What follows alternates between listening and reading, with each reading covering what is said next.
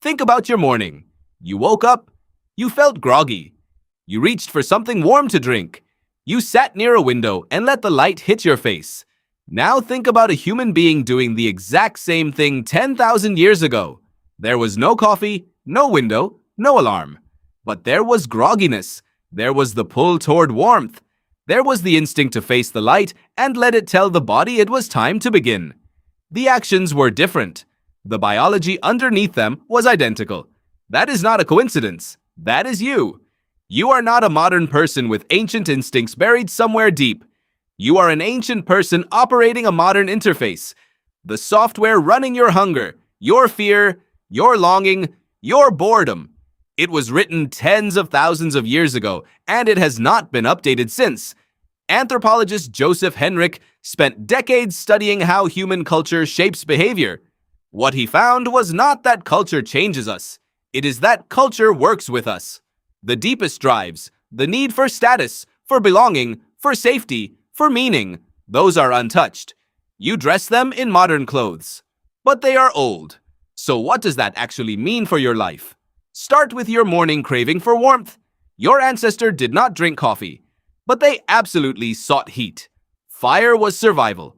Fire was safety. Fire was the boundary between the group and the dark. Primatologist Wrangham has argued that the discovery of fire did not just cook food, it restructured human social life entirely. Groups gathered around heat. Heat became comfort. Heat became home. Your espresso is a campfire. The feeling it gives you is the same feeling your ancestor felt when the flames caught in the dark. This is not metaphor. This is neurology. Your brain has a structure called the insula. It processes temperature, pain, social warmth, emotional comfort, all in the same region. When you hold a warm mug, your insula lights up in nearly the same way it does when you feel socially accepted. Researcher John Bargh at Yale ran a series of experiments showing that holding something warm made people rate strangers as having warmer personalities. Physical warmth and social warmth are not just similar feelings. To your brain, they are the same system. Your ancestor survived winter by staying close to others. Your body still does not know winter is not coming. Now think about your phone, not the device itself, what you actually do with it. You check who responded to you. You scan for signs of rejection. You feel a small spike of relief when someone reacts positively and a small contraction in your chest when they do not. You are monitoring your social standing, second by second, in a group you cannot fully see. Your ancestor did the same thing. The group was everything. Exile from the group, he was death. Psychologist Baumeister spent years researching what he called the need to belong. And what he found was that this need is not optional, not cultural, not something you can reason yourself out of. It is a biological imperative. Rejection activates the same neural pathways as physical pain.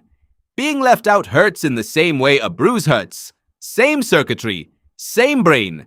You are not addicted to your phone. You are an animal monitoring your tribe. The difference is that your tribe is now global, infinite, and impossible to fully read. Your ancestor had 50 to 150 people in their group. You have thousands of faces, thousands of signals, thousands of micro-rejections and micro-approvals happening simultaneously. The system was not built for this. It was built for a village. You are running village software in a city with no walls. And yet the feeling is ancient. The anxiety you feel when you have not heard back from someone? Your ancestor felt it too, standing at the edge of camp, wondering why no one had called them to eat. Think now about your sense of restlessness, the feeling that you should be doing something else, that the place you are in is not the place you are supposed to be, that somewhere beyond the visible horizon there is something important you are missing. Evolutionary psychologists call this the adaptation to novelty seeking. Humans who stayed still did not survive. The ones who explored found new food sources, new shelter, new mates. The urge to move, to seek, to scan the horizon, that is not anxiety. That is the trait that kept your lineage alive for 2 million years. You inherited it from every ancestor who did not sit down and give up. You feel it as restlessness. Your ancestor felt it as direction. The question is not whether you feel it. The question is what you aim it at. Now think about the work you do. Whatever it is, you are trying to be useful. You are trying to be seen as capable. You want to be the person others come to for something. That need is not ambition in the modern sense. It is not about money or title or LinkedIn. It is about what researcher Nicholas Blurton Jones called